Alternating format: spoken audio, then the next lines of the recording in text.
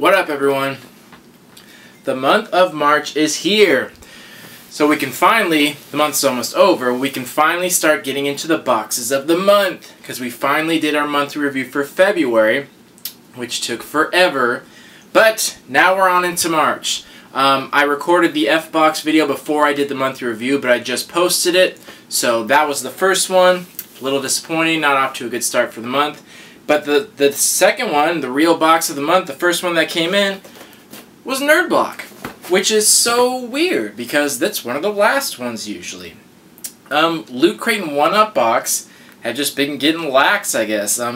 Every month it seems like they're later and later and later. They were usually always the first two, like right there at the door. Like right at like the 15th or something like that. But then Nerd Block came way before it. I don't know what's going on. So now all of them are crammed to the end of the month, which I don't like. It's a bummer because I kind of like them spread out. And also, then I get backed up with videos too much. I get too backed up and I can't put out videos fast enough. So, I don't really like that they do that, but they do. As long as they get here, I'm not too upset. So, Nerd Block. Usually always a good box, very rarely ever disappoints. This month wasn't any different. But Nerd Block, ironically, apparently is starting to do themes, which I thought that was the point of Nerd Block. It didn't have a theme. I thought it was just general, classic stuff. But apparently they are. They've been subtly putting it in there each month, like tiny little subtle hints of it, but this one actually has a theme. This one was curated too, which was cool. If you remember in last month's video in Nerd Block, they had a little card with Simon Pegg on it, and I just didn't know what it meant. It didn't say anything. Now I do. This box was curated by Simon Pegg. And for anyone, if you don't know who Simon Pegg is, which you should, but if you don't, he's the guy from Shaun of the Dead. He was the guy from Hot Fuzz, At the World's End. The little guy, not the big guy. That's Simon Pegg. Huge fan of his. I think he's really awesome. I love all of his movies. But anyway, he curated this box. So this is all his doing. So that's the theme. And then there's a card in here that's actually describing next month's theme. So they may be doing themes from now on, which I'm perfectly okay with because I've expressed my thoughts on that before, and I've decided that I like themes. The boxes that have themes I typically like more. The more specific the theme, the better. General themes not so much, but like a specific curator or something like that sounds good to me. So let's jump right into this box. Let's see what we got. So we got a t-shirt. And no surprise, it's got Simon Pegg on it. Who would have thought? Cha-cha! It's got him. It says a slice of fried gold. So that's a line from the movie, Shaun of the Dead. Now this shirt fit like crap. So no surprise there. I was hoping it'd be a good fitting one. But you know, it is a good shirt. It's feels nice, it's good quality, and I do like the picture on it. It was designed well and things like that. So, again, I don't know who to blame on this bad shirt fitting thing. I got a piece of interesting information recently. Someone told me that the owner of Nerd Block also owns Shirt Punch. And they are strictly a Gildan brand t-shirt company. So that explains why we've never gotten anything but Gildan in any of their boxes, because they just transferred over from that site. Which totally makes sense. I actually have noticed that all the shirts that we've gotten, you can always find them on Shirt Punch. So that makes sense. But ironically, you'd think someone that owns a t-shirt company would know how to get fitted shirts out there. Because again, this one is just like very weird. Like the neck hole's really big, the arms are like different sizes, and it's very short but very wide. So again, this is just like Nerd Block last month. There's a cool design, but it just fit like ass. That sucks. It's such a bummer, man. It like kills the whole box when like the main item, you can't use it. It's useless to you. It is such a bummer, I can't even tell you. And I want to get to the bottom of this. And believe me, when I do figure this out, you guys will be the first to know. Because everyone needs to know. If there's some mathematical like algorithm to getting a fitted shirt, then I'm going to find out. Like, this is what I do. Let me do what I do best. So if I find out any more information, I will let you guys know, because this is ridiculous. I hate this. And so does everyone else. So many people have problems with it, and it's like, what's the point of these if you can't fit into the shirts? Because it's like, everyone has a shirt. It would be like if you got Funko Pops that like didn't, I don't even know what the analogy would be, didn't fit on your shelf or something like that. you got a Funko Pop that's self-destructed after 30 seconds, or I don't know. But it was like, the point is, if it's pointless to you, it ruins the box. Like, anyway, rambling. You got a t-shirt. There's your t-shirt. On to the next item.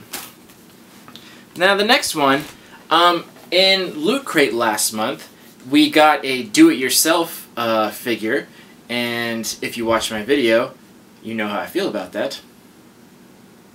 And I was even more bummed because I heard through the grapevine, the interwebs, that Nerd Block was going to be doing the same thing, the same figure. They were going to do the same exclusive thing.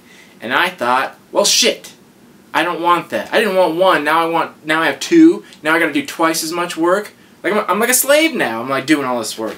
But anyway, I got the box and my fears were quickly subsided, so... Okay, so this one's a Money World one. You can't really see the white box, the glare's coming off it. But it is similar, so it is a blank figure. But it's a do-it-yourself in the sense that it comes with stickers like the Marvel ones did. Like the Marvel do-it-yourself ones where it came with like an accessory and then you stuck the eyes on and stuff. So that's not too bad. That's not as bad as the other one where you just have to completely go off yourself. These ones are pretty okay. I actually kind of like these ones a little better. I have some of the Marvel ones. I did like the Iron Man one where I put his eyes and stuff on, because it doesn't come with much, but then I drew on the rest of it, which wasn't much work, but it made it look super badass, because I drew all the extra lines that were on his helmet and stuff like that. So this is similar. So Kid Robot is on to cats now, apparently. They have their new series coming out, their Tricky Kitty. It's not out yet, and it won't be out for a while, but apparently they're on that cat shit now. Like, I don't know. Like, for the longest time, they were on rabbits. Everyone was on rabbits. Loyal Subjects was on rabbits. These guys were on rabbits. Rabbits everywhere. I don't know what it was. It was the weirdest thing. Now they're on cats. They're on these bitches now. I can't explain it. I don't know. So, the good part and the bad part about this is, it is different, and they are colored, so it gives you a little bit of more, but the only bad part about it is it's a fucking cat. Like, so if you were hoping to get a do-it-yourself and you're like, oh, I'm totally going to paint a dog. Well, fuck off. You can't. You're doing a cat. Like, they decided for you. I hope you like cats because you're doing a cat. Just on a side note. So that's the bad part about it. You're making a damn cat. Like, but then again, who doesn't love cats? Who doesn't love a nice kitty? So anyway, I'll show you what the deal is here. So you get a little sticker sheet. Here's the little diagram of what the cat looks like, and you get a sticker sheet. Now I already decorated mine up. It looks more like a wolf or a coyote. Yeah, you can't see him too well, but maybe I'll put a picture in. But yeah, I just put some stickers on him. He comes with a little paint bucket accessory. So like, okay, like it's decorated now, it's personalized, and it wasn't a lot of work, so not too bad. I still not a huge fan of the do-it-yourself, but it wasn't that much work or anything. It was just putting stickers on it. So I guess that was okay. I'll let that one slide. I don't think this was exclusive though, as far as I know. I couldn't tell. It didn't say Nerd Block on it, so I don't think it is exclusive. But I'll read the paper in a second. But anyway, so you got your kitty. Meow. Alrighty. Next item. And this is a weird one. So we got some Guardians of the Galaxy nesting dolls. Let me say that again. Nesting dolls. And for those of you who don't know what nesting dolls are, their original name is Matryoshka doll. That is Russian, I think? That's their original name. But in America they're called nesting dolls. And they're usually egg-shaped, and it's one doll inside another, inside another, inside another. That's their main selling point. But this one is the whole Guardians of the Galaxy team. You get Groot, then you get Drax, and then I think it's Star-Lord, then Gamora, then Rocket, and then Dancing Groot. So you gotta go through all of them and see. You can see there's Groot right there.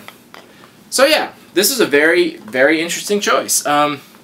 I'm not totally sure how I feel about it because of two things. One, I really like it because it's something different. It's something different and totally out there, which I love because they're taking a risk. Because most boxes just play it safe. Play it safe, let's put a Funko in there and not have to worry about it. Like, I don't like that.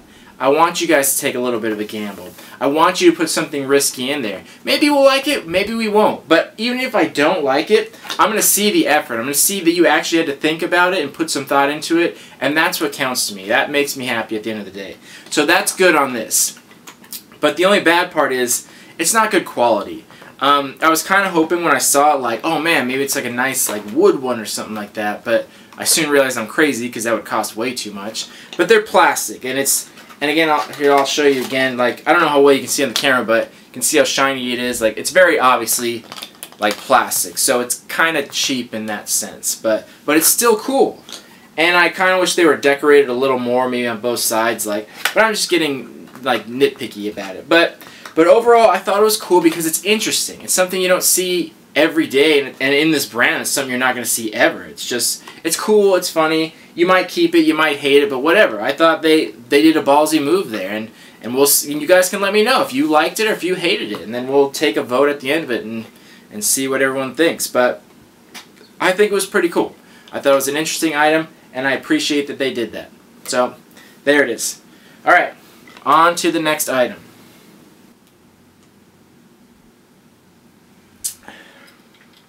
Yep. Alrighty, next we have a book. So we have the biography of Simon Pegg. And NerdBlock has announced that they're going to be putting a lot more books in. And I'm okay with that, actually, because I like books. I'm interested in books, and I would think most other nerds would be to a certain extent, so I'm totally cool with that. But again, like, it does depend on the book. Just like I'll say, like, I'm fine with Funko Pops being in there, which I am, but it depends on which one. Don't put any of them in there. Same with books. As long as it's a book that I'd be interested in, yeah, go for it, absolutely. But don't be putting, like, random filler books, please. Or comic books or anything like that. But this is cool. He's a very popular character, especially in nerd culture, and he seems like he has a really interesting story. And he's got pictures in here that haven't been shown before, like, of his life. It looks pretty cool. It looks like a legit book. And it's in perfectly good quality, too. They kept it nice in the box. So I like that. I'll totally read up on Simon Pegg. See what I think. So that was cool. Interesting. Books. Alrighty. Then, we got a magnet. This one is Star-Lord. So thank you for putting magnets instead of stickers. I appreciate that.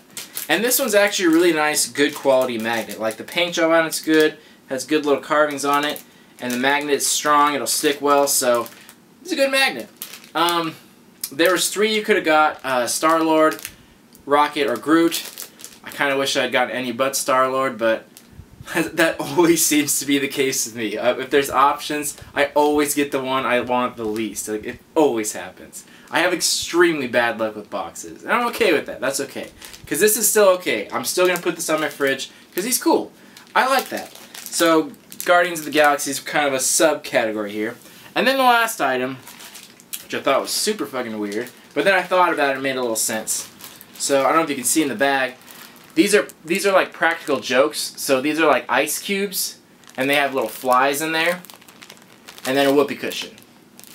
And I thought, what the hell? Like, why? Why are they putting pranks in there? And then they said, like, well, this is for April Fools. Like, it was actually Simon Pegg's, that's what I wanted, was Simon Pegg's box, and it said something about him liking April Fools and him picking out specific things. So I was like, okay, that makes more sense. And then I looked into it more, and the ice cubes, it says Freeze's Ice Babies on there. I don't know if you can see the glare from the package, but it says Freeze's Ice Babies. And it's got Mr. Freeze on there from Batman. I'm like, oh, okay, now I see it. It's much more nerdy. And then I turned it over, and the whoopee cushion actually has Harley Quinn on it, riding on like a missile. So I was like, okay, alright, now it's nerdy fitting. Now I see what they did there. They had like a trifecta of different things all into one. Like, useless stuff, but still, it was funny and it's cool and it's good quality. So, I enjoyed it. So yeah, that was the last of that. So, the other thing, we got a card explaining it all. And, yeah, I don't think anything was exclusive as far as I know. And then we got a card for next month. Next month's theme is apparently going to be Ghostbusters. And they said they're teaming up with Titans, which is a good company. If you didn't watch my weekly review, they did the Beatles ones. Or NerdBlock last month, we got the Better Call Saul from Breaking Bad exclusive one.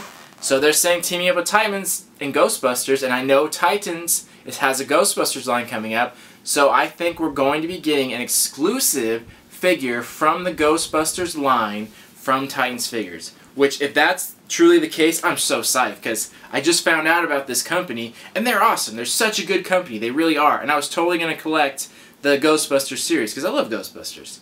So if we can get an exclusive one, like, I'm going to be so excited, man. Like, that's going to be the tits. So yeah, pretty stoked about that and to see what else they do. Normally, if I heard a Ghostbusters theme, I would like cringe because it's from someone like Collectible Geek or something like that, where they just would do no justice. But Nerd Block, I think they could do good on a theme. They put a lot of thought into their boxes, and I trust them. So I'm pretty excited to see that next one. But anyway, let's get into a value of this box. Alright, value time. Here's where it gets interesting. Okay. So this shirt, even though it fit like ass, it still had a good design. I liked it. It made me laugh. I may still try to wear it even though it looks awkward, just to show some people that I thought it was a really good shirt. I liked the print of it. The shirt quality, it seems soft.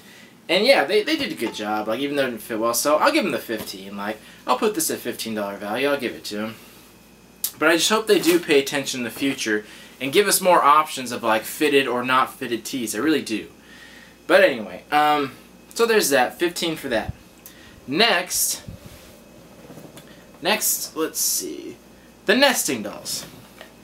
So the nesting dolls are a very interesting product that are very hard to put a value on.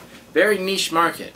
And they're different qualities. So I had to kind of go off what a normal nesting doll would cost, and like something similar to this, a toy would cost of this, and kind of do a Mod Podge of it. So I came around, like, I would say $10 to $12, like maybe $9 to $12. I could easily see this going for like $8.99, $9.99 in a toy store, but for an expensive one, $12.99. So anywhere between like 8 to 9 to 12, 13, like right around that range, the $10 range, like give or take. So I'm gonna say right around 10 to 12 for that one. Because I think it's interesting, and I think some people would buy it. I mean, you can go on eBay right now and get them, because everyone's gotten them in their Nerd Block and everyone's selling them. So you can technically buy them for like $1 right now. But I don't think they're really worth that, and I don't think that's what they paid for it. So I'm going to give it its actual value, because I think they're interesting. So we'll agree to disagree, but we'll say around 10. Next, the Tricky Kitty. So normal figures like this of Kid Robot would run around $10, depending on the size. I think the Marvel ones were $8.99, and then some places sold them for like $12.50 for this size one. So that's why I said for this one, it's because it's pretty similar, $10, maybe even $12, like 8 to 12, somewhere in there. I'm gonna again probably settle at like 10 just to make it easy, and I think that's fair. The magnet. This was actually a really good magnet. It wasn't cheap at all, and it's not a sticker. It's got some 3-dimension to it. It's got some texture. It's like solid. It's a strong magnet, and it's good quality. So I could easily see this going for like $3 to like $5, maybe even $6, because it's such a nice magnet. So roughly around, I'd say like $5, maybe $6 for this thing. I could easily see someone paying that for this. It was a really nice magnet. It's good quality. I liked it. Next, the book. Simon Pegg's book. Now these books are always really hard to put a value at. So the actual price of this, the MSRP, is going to be $18. Yeah, that's the full price of this book. But the thing you got to know about books is no one ever pays the full price. No one ever has. So you can go online and find these as cheap as $5 all day. Like, not hard at all. People reselling them because it's a book. Like, once someone buys it, they immediately sell it to someone else. It never really deteriorates in value. So that's the funny thing about books. And the same with bookstores. They get them returned to them, and then it just goes through the cycle, and they live on and on and on. So 18 on the high and 5 on the low. But just to try to like find a median, round those numbers together, I'm gonna say 10. I'm gonna say 10. Again, high, low, right in the middle, right at 10 with most of these. I think this is worth $10. I would pay $10 for this personally. And at Target it was like 12 for the lower price. So yeah, I think that's reasonable. Now these little April 1st gags, normally things like these would only be $1 or $2 each, so like $4. But because it's novelty, because they put brand name characters on there to make the joke, now it's a carded, like, not an action figure, but it's a carded, like, item. Now this is a collector's item, not just a joke, because it's carded and it's got the character. So now it becomes a different genre. So for this, I could easily see this pack going for anywhere from $5 to $10. I could see, because these have the characters on them on each side, I can see them getting sold separately for like $3 to $5, and together in one package like $10 for that. I think that's reasonable. So yeah, $5 to $10 on that because of all the licensing and the characters, and it was exclusive. So yeah, and I think that was all the items.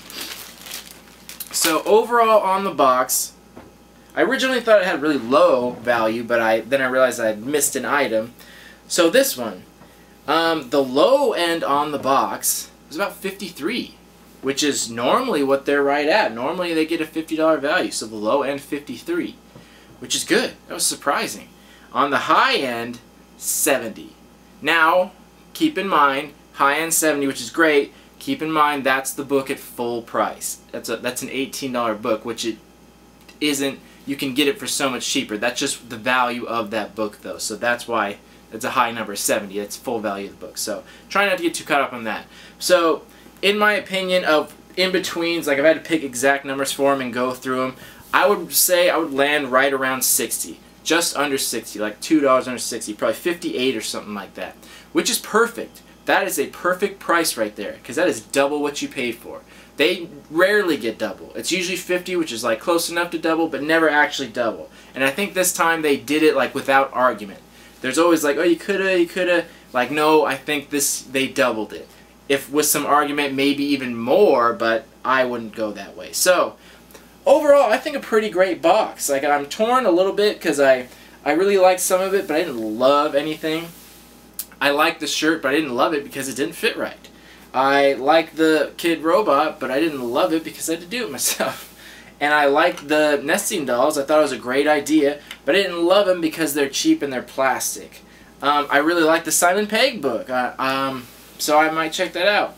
And I liked the pranks there, but probably won't use them or anything like that. So overall, I thought this was a decent box. None of the items were fantastic, but none of them were bad at all. So I'd say this was a good box. Overall, good box. Not great, but good. So as far as rating, I think I'd give this like a 6 or a 6.5, maybe even a 7, depending on what other boxes are like this month. I think they did pretty good, and Simon Pegg curating it, I think he did a good job. So, well done, Simon Pegg. I like that. I like that Nerdblock is doing themes now. I think this is better. I enjoy this more, and I can't wait for next month's Ghostbuster one. Like, that's gonna be awesome. Super excited for that. So tell me what you guys think. Tell me what you guys think of Nerdblock having a theme. Tell me what you think of Simon Pegg. Tell me what you think of these items. Tell me what you think of the value. Like, just give me some opinions. Throw them out there. Let's get this motion going. Anyway, is there anything else I needed to say? Yeah, I mean, so far, I think March is going to be a good month. I can feel it. I've peeked into some other boxes that I've already gotten, and looking pretty good. Also, we've clearly surpassed 500 subscribers. I'm still going to do a 500 giveaway, but I'm going to do it on my next weekly roundup. That's just when I do it. So who knows what number we'll be at by then. Hopefully we don't run into our next giveaway before we do this one. But I'm still taking note of everyone's name, so I will pick it. But it's going to be on the next weekly roundup. So again, thank you all for watching. Thank you for subscribing. Love you all. Peace.